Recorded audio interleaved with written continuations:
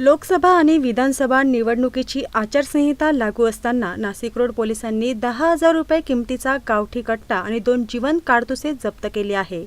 10 मार्च रोजी सायंकाळी नाशिक रोड पोलिसांना एक इसम संभाजी हॉटेल एकलहरा रोड येथे गावठी कट्टा जवळ बाळगून उभा असल्याची माहिती मिळाली। नाशिक रोड पोलीस ठाण्याचे पोलीस निरीक्षक निलेश माइनकर आणि कर्मचाऱ्यांनी तत्काळ चौकशी केली असता त्याने उडवाउडवीचे उत्तर दिली। त्यानंतर संशयित व्यक्ती पळ काढू लागल्याने पोलिसांचा संशय बळावला।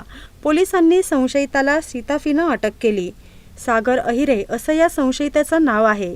पुढील तपास नाशिकचे पोलीस निरीक्षक Nilesh माइनकर, police constable Samadhan Waje, police Naik Rajendra Jadhav, police constable Avinash Jundre, police havaldar Dhikale करत आहे।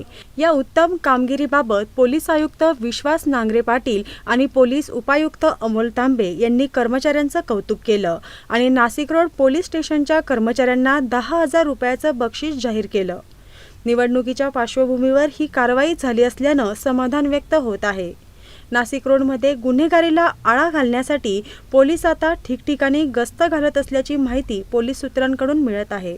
वेद न्यूजसाठी senior correspondent Anil Gunjal, Nashik road.